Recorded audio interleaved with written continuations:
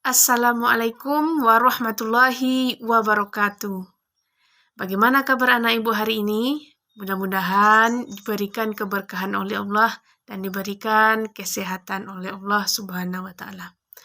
Baiklah, pada kesempatan kali ini kembali kita menayangkan media pembelajaran kita pada pembelajaran pendidikan agama Islam dan budi pekerti kelas 12 untuk SMA SMK dengan materi pembelajaran kita sejarah perkembangan Islam di Indonesia oleh Delvia Fabrina, guru pendidikan agama Islam dan budi pekerti SMA Negeri 1 Kecamatan Laris Sagu Halaban. Kompetensi dasar yang harus kita ketahui, yang pertama KD 3.9, menganalisis dan mengevaluasi sejarah perkembangan Islam di Indonesia.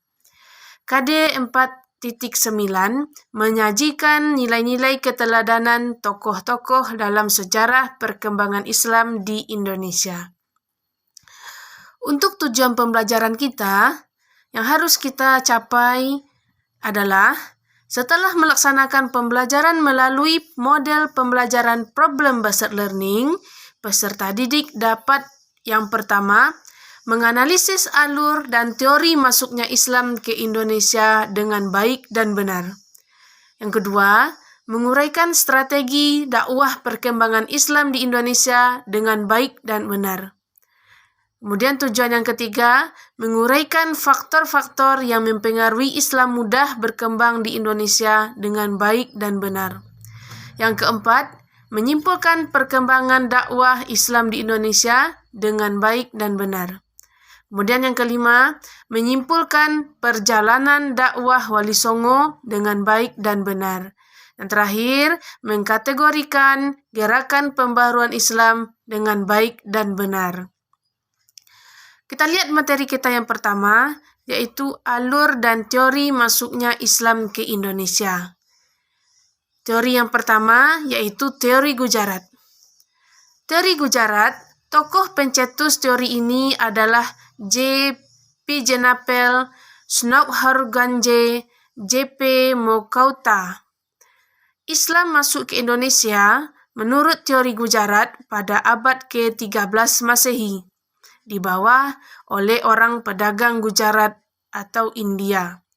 Dasar teori Gujarat ini antara lain, yang pertama, kesamaan mazhab yang dianut, yakni mazhab Syafi'i.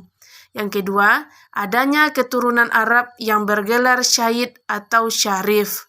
Yang ketiga, adanya kesamaan batu nisan Sultan Malik Al-Saleh dengan makam yang ditemukan di Kambai, Gujarat. Yang kedua, teori Mekkah. Teori Mekkah, tokoh pencetusnya adalah Haji Abdul Karim Amrullah atau Hamka. Menurut teori Mekkah, Islam masuk ke Indonesia pada abad ke-7 Masehi. Dasar dari teori Mekkah ini mengatakan jalur perdagangan antara Indonesia dengan Arab telah berlangsung jauh sebelum tarikh Masehi. Kemudian terdapat perkampungan Islam di Sumatera dan penggunaan gelar Raja Al-Malik. Ketiga, teori Persia. Menurut teori Persia, teori ini dikemukakan oleh Husain Jajadiningrat. Islam datang ke Indonesia dibawa oleh para pedagang Persia atau Iran. Dasar dari teori Persia ini, yang pertama, tradisi merayakan 10 Muharram atau Asyura. Yang kedua, kesamaan Syekh Siti Jenar dengan Al-Hallaj. Yang ketiga, perkampungan di lereng Gresik. Dan yang keempat, adanya kosakata yang digunakan pengejaan huruf Arab dengan bunyi Jabar, Ajer, dan Pes. Kosakata seperti Syah Bandar yang berasal dari bahasa Persia masih digunakan dalam bahasa Melayu. Yang keempat, teori Cina. Dicetus oleh Sumanto Al-Qurtubi. Islam masuk ke Cina pada abad ke-7 Masehi, kemudian dibawa oleh para pedagang Cina ke Indonesia.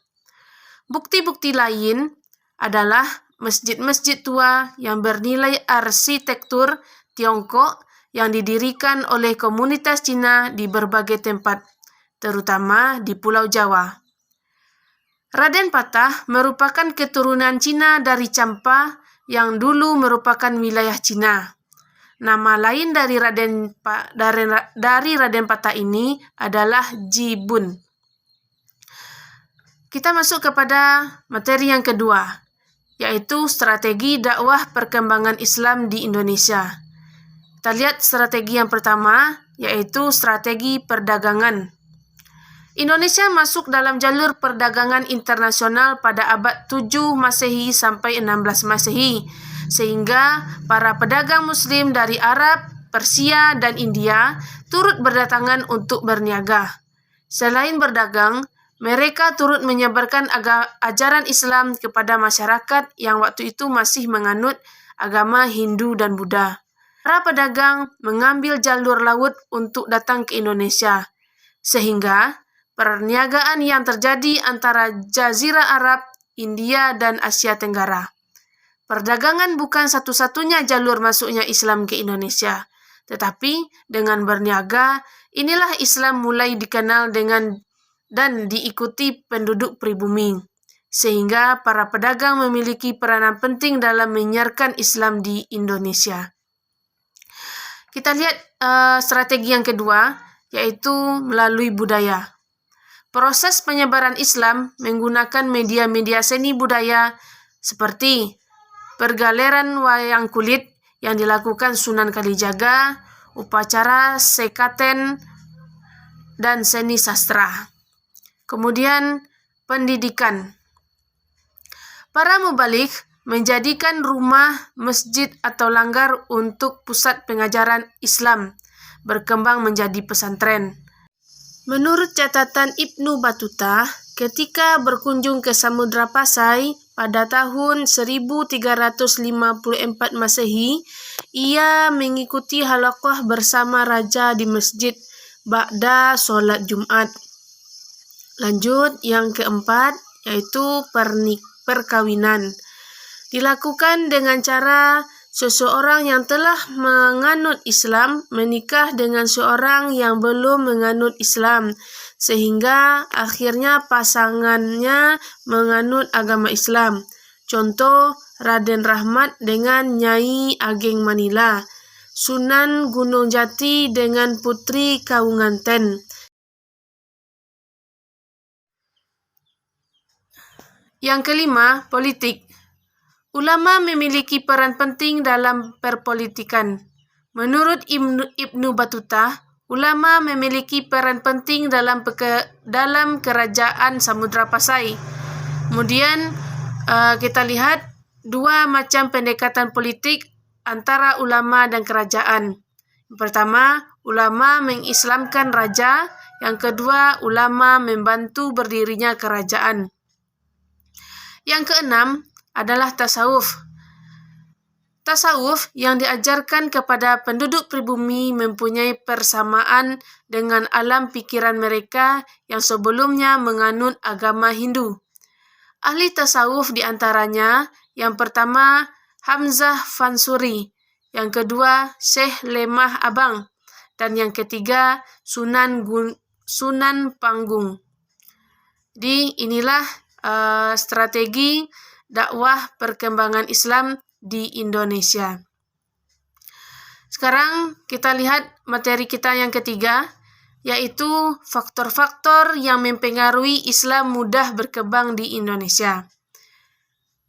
Kenapa Islam itu mudah berkembang di Indonesia? Kita lihat faktor yang pertama. Ajaran Islam mudah dimengerti dan mudah diamalkan. Pelaksanaan ajaran Islam disesuaikan dengan tingkat kemampuan masing-masing.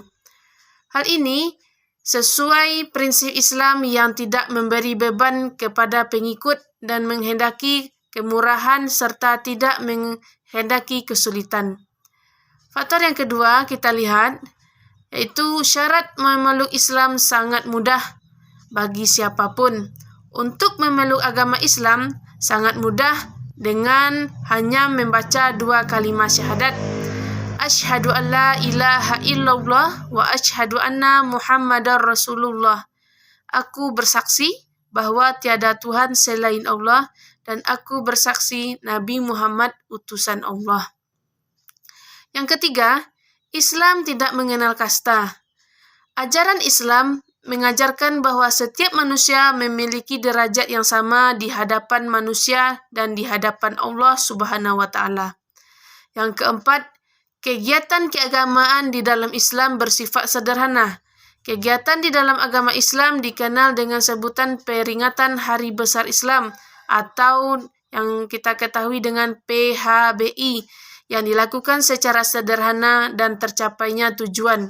Kelima, Islam disebarkan secara damai. Penyebaran agama Islam dilakukan secara damai tanpa kekerasan dan disesuaikan dengan kondisi sosial budaya yang ada. Yang keenam, aturan-aturan dalam Islam bersifat fleksibel dan tidak memaksa. Dan yang ketujuh, agama Islam yang masuk dari Gujarat, Hindia mendapat pengaruh Hindu dan tasawuf sehingga mudah dipahami. Nah, itulah faktor-faktor kenapa Islam itu mudah diterima atau berkembang di Indonesia. Sekarang kita masuk kepada materi kita yang keempat, yaitu sejarah perkembangan Islam di Indonesia. Yang pertama kita lihat pada masa Kesultanan. Pada masa Kesultanan ini ada juga pembagiannya pada kerajaan yang pertama yang akan kita bahas, yaitu Kerajaan Samudra Pasai. Kerajaan Samudra Pasai didirikan pada abad ke-11 Masehi oleh Meurah Khair. Kerajaan ini terletak di pesisir timur Laut Aceh, merupakan kerajaan Islam pertama di Indonesia. Pendiri dan raja pertamanya adalah Meurah Khair. Sebenarnya, ia berasal dari Mesir yang ditugaskan sebagai laksamana untuk merebut pelabuhan di Gujarat. Sang raja tidak memiliki keturunan. Setelah raja wafat, kerajaan Samudra Pasai dilanda kekacauan dikarenakan perebutan kekuasaan. Kemudian, yang B, Kerajaan Aceh Darussalam. Kerajaan Aceh Darussalam berdiri menjelang keruntuhan Kerajaan Samudra Pasai. Sebagaimana tercatat dalam sejarah, tahun 1360 Masehi, Kerajaan Samudra Pasai dikuasai oleh Kerajaan Majapahit. Sejak saat itu, Kerajaan Samudra Pasai terus mengalami kemunduran. Diperkirakan menjelang berakhirnya abad ke-14 Masehi. Kerajaan Aceh Darussalam telah berdiri dengan penguasa pertama Sultan Ali Muqayyad Shah yang dinobatkan sebagai raja pada hari Ahad 1 Jumadil Awal 913 Hijriah atau 1511 Masehi. C. Kerajaan Demak. Berdirinya Kerajaan Demak dilatar belakangi oleh melemahnya pemerintahan Kerajaan Majapahit di daerah-daerah pesisir utara Jawa, seperti Tuban dan Cirebon. Kedua daerah tersebut sudah mendapat pengaruh Islam. Dukungan daerah-daerah yang juga merupakan jalur perdagangan yang kuat ini sangat berpengaruh bagi pendiri Demak sebagai kerajaan Islam yang merdeka dari Majapahit. Raden Patah adalah raja pertama Kerajaan Demak pada tahun 1500 sampai 1518 Masehi. Bergelar Senopati Jimbun, Ngabdurrahman, Panembahan, Palembang, Sayyidin Panatagama. Pada masa pemerintahannya, ajaran Islam mengalami perkembangan pesat. D. Kesultanan Banten. Kesultanan Banten adalah sebuah kerajaan Islam yang pernah berdiri di Provinsi Banten, Indonesia. Pada masa pemerintahan Kesultanan Banten, Islam menjadi pilar pendirian kesultanan dan menempatkan peran ulama yang berpengaruh besar dalam kehidupan masyarakat Banten, sehingga semua ajaran Islam termasuk tarekat dan tasawuf berkembang di Banten. Namun, Sultan Banten memberikan ruang untuk toleransi antar umat beragama di Banten. Lanjut, berikutnya yang E, Kerajaan Ternate dan Tidore. Kerajaan Ternate dan Tidore terletak di sebelah barat Pulau Halmahera, Maluku Utara. Wilayah kekuasaan kedua kerajaan ini meliputi Kepulauan Maluku dan sebagian Papua. Pada abad ke-12, permintaan akan cengkeh dan pala dari negara Eropa meningkat pesat. Hal ini menyebabkan dibukanya perkebunan di daerah Pulau Baru, Seram, dan Ambon. Dengan adanya kepentingan atas penguasa perdagangan, terjadilah persekutuan daerah antara kerajaan. Lanjut, yang F, Kerajaan Goa dan Talo. Kerajaan Goa dan Talo adalah dua kerajaan yang terletak di Sulawesi Selatan. Masyarakat lebih mengenalnya sebagai Kerajaan Makassar. Makassar sebenarnya adalah ibu kota Goa yang juga disebut sebagai ujung pandang sebelum abad ke-16 Masehi. Raja-raja Makassar belum memeluk agama Islam. Setelah datangnya Dato' Ri Bandang, seorang penyiar Islam dari Sumatera, Makassar berkembang menjadi kerajaan Islam. Sekarang kita masuk kepada materi berikutnya, yaitu yang kedua, pada masa penjajahan. Pada mulanya, mereka datang ke Indonesia hanya untuk menjalin hubungan dagang karena Indonesia kaya dengan rempah-rempah. Tetapi kemudian mereka ingin memonopoli perdagangan tersebut serta mengeluarkan instruksi kepada para bupati agar urusan-urusan agama bagi orang Jawa dan Madura diawasi. Kemudian yang ketiga, pada masa kemerdekaan. Kita lihat yang A, masa Orde Lama. Setelah Indonesia merdeka, pada tanggal 3 Januari 1946, berdirilah Departemen Agama yang mengurusi keperluan umat Islam. B. Masa Orde Baru. Ini membuktikan bahwa dasar negara Republik Indonesia yang sesuai dan cocok dengan keberadaan bangsa Indonesia. C. Masa Orde Reformasi. Pada masa ini, kehidupan demokrasi seakan menjadi euforia. Kita lanjut kepada materi berikutnya, yaitu perjalanan dakwah Wali Songo. Kita lihat ada 9 Wali Songo yang akan kita bahas. Yang pertama yaitu Sunan Gresik. Sunan Gresik nama aslinya Maulana Malik Ibrahim dan Maulana Maghribi atau Barat, karena asalnya dari Persia, pusat kegiatan di Gresik, Jawa Timur. Metode dakwahnya dengan bertani dan pendidikan melalui pondok pesantren. Yang kedua, Sunan Ampel.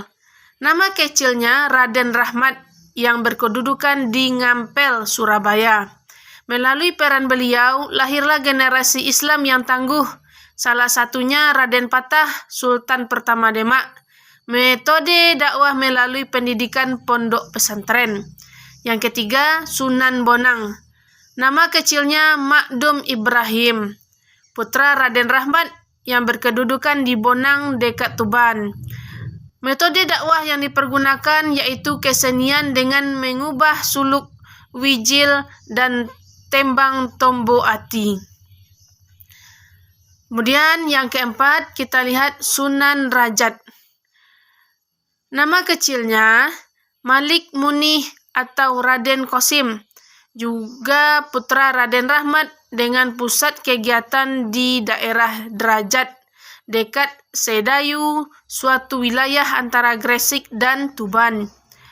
Metode dakwah dengan kesenian menciptakan tembang, mocopat, pangkur, dan gamelan singo mengkok. Lanjut, Wali Songo berikutnya yaitu Sunan Giri. Nama kecil dari Sunan Giri ini adalah Raden Paku atau Ainul Yakin.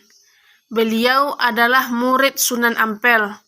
Pusat kegiatannya di Bukit Giri, Gresik. Ia membuat tatanan pemerintahan di Jawa, mengatur perhitungan kalender siklus perubahan hari, bulan, tahun, windu, menyesuaikan siklus pawukon ya, juga merintis pembukaan jalan. Yang keenam adalah Sunan Kudus. Sunan Kudus ini nama kecilnya Ja'far Shadiq,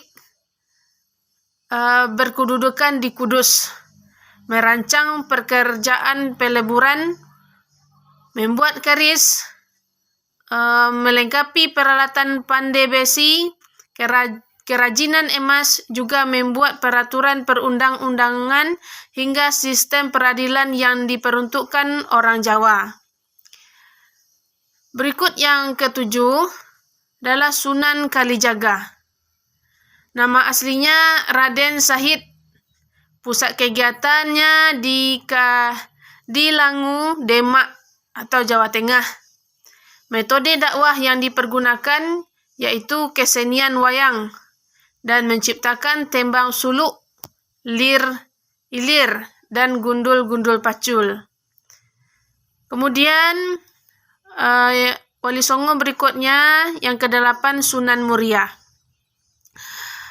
Nama aslinya Raden Umar Said, berkedudukan di Gunung Muria dekat Kudus. Namanya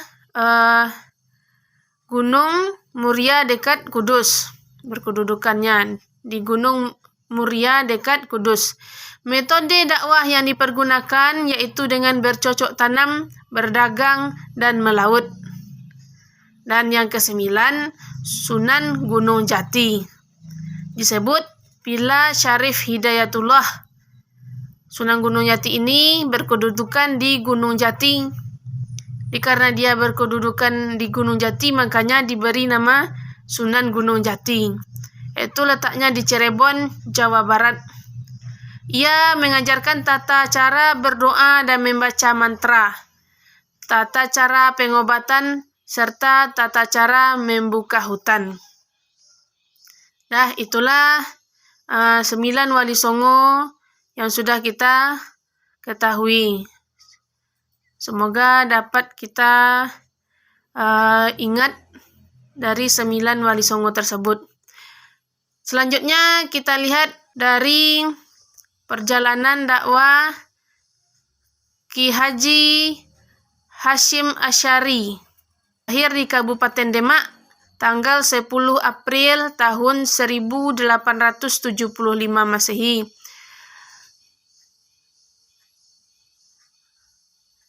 Wafat di Jombang, Jawa Timur 7 September 1947. Genap berusia 72 tahun dan dimakamkan di Tebu Ireng, Jombang, Jawa Timur. Kiai Haji Hasyim Asy'ari adalah putra ketiga 10 bersaudara. Dia adalah putra ketiga dari 10 bersaudara. Ayahnya bernama Kiai Asy'ari, ibunya bernama Halimah. Pada masa kanak-kanak, beliau Kiai Haji Hasyim Asy'ari ini dihabiskan untuk menuntut ilmu. Sejak kecil sudah belajar langsung dari ayah dan kakeknya, Kiai Usman, nama kakeknya. Bakat kepemimpinan dan kecerdasan memang sudah nampak ketika masih kecil. Beliau sangat giat dan cerdas.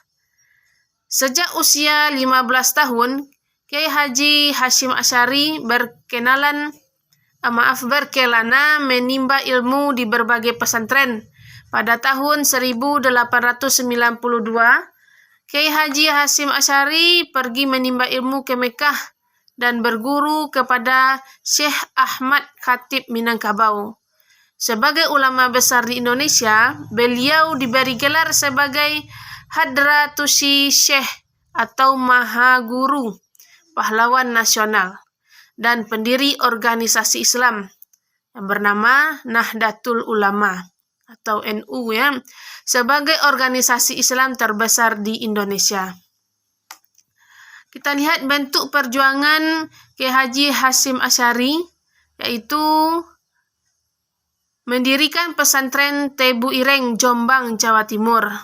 Yang kedua, pada tahun 1926, Kiai Haji Hasyim Asy'ari menjadi salah satu pemerkasa berdirinya Nahdlatul Ulama, yang berarti kebangkitan ulama. Berikutnya kita lihat Kiai Haji Ahmad Dahlan. Kiai Haji Ahmad Dahlan atau Muhammad Darwis lahir di Yogyakarta 1 Agustus 1868 dan meninggal di Yogyakarta tanggal 23 Februari 1923 pada umur 54 tahun. Dia adalah seorang pahlawan nasional Indonesia. Ia adalah putra keempat dari 7 bersaudara dari keluarga Kiai Haji Abu Bakar. Pada umur 15 tahun, ia pergi haji dan tinggal di Mekah selama 5 tahun. Pada periode ini, Ahmad Dahlan mulai berinteraksi dengan pemikiran-pemikiran pembaharuan dalam Islam. Pada tahun 1903, ia bertolak kembali ke Mekah dan menetap selama 2 tahun. Pada masa ini, ia sempat berguru kepada Syekh Ahmad Khatib, yang juga guru dari pendiri NU atau Nahdlatul Ulama, yaitu Kiai Haji Hasyim Asy'ari. Pada tahun 1912, Ahmad Dahlan pun mendirikan organisasi Muhammadiyah untuk melaksanakan cita-cita pembaharuan Islam di bumi Nusantara.